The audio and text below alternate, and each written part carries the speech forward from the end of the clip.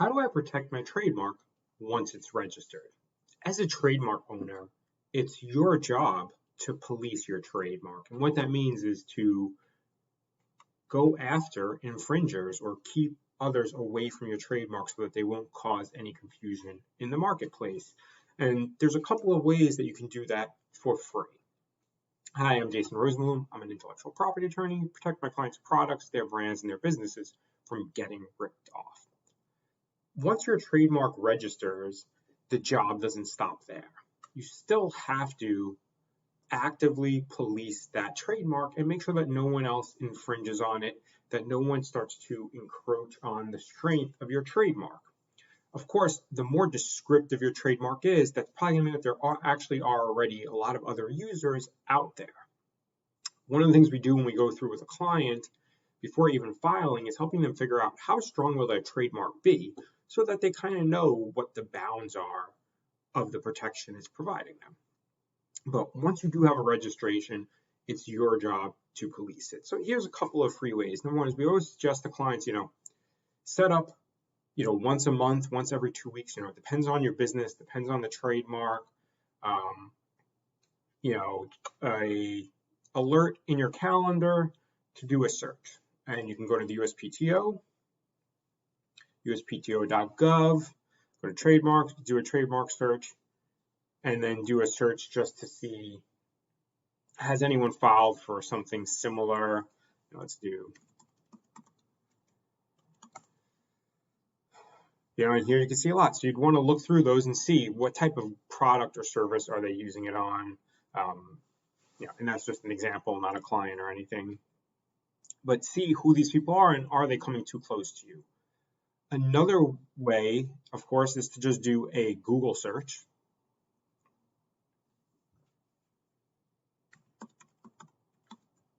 To see what's coming up in searches in actual use.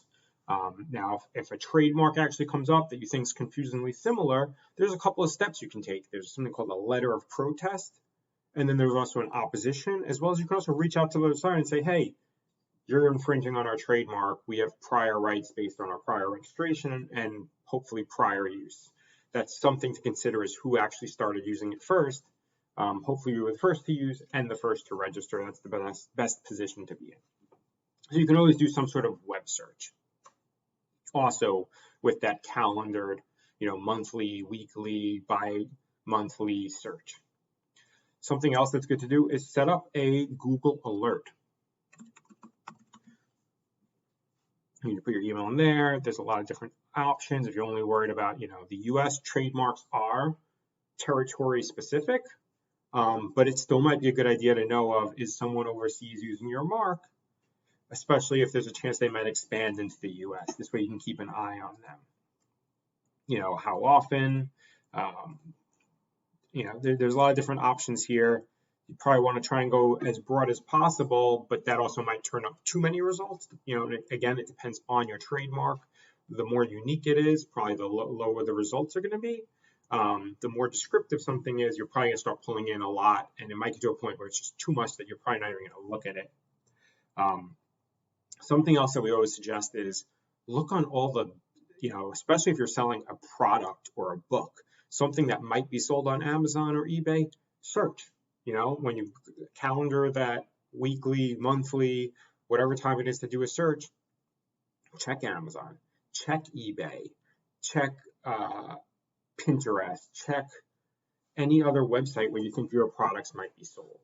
And then, of course, if you're in a specific industry, we have a lot of clients that are in the beverage industry, so they're producing alcohols, wine, beer, liquors. So for them, checking COLA registry. COLA registry is for anyone to sell alcohol in the US, you need to obtain a COLA.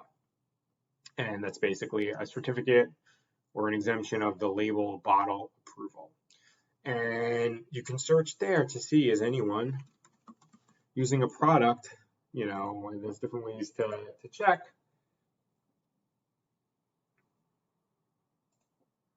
Oh, I pressed the wrong button there. I cleared it, but you can do this, and if you're in specific industries, there might be some repository of others in that field that you can always check to see, hey, is someone else using this product, this name on a product or service in that industry? Of course, on top of these, there's a lot of different paid services out there that you can use. We provide our clients with a service, probably one of the lower cost options I think that's out there for a watch service, where we're able to see trademarks that are filed for at the USPTO that are similar. We get alerted to it. We set up a system and a special software we use that provides us alerts.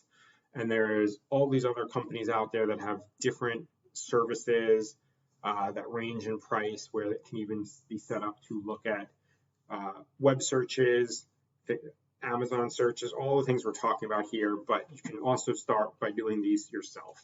So hope this was helpful. If you think so, please subscribe below. It was a pleasure speaking with you. If you have any questions, you can always reach us, the law office of Jason H. Rosenblum, jhrlegal.com, or 888-666-0062. Thanks for watching. Have a great day.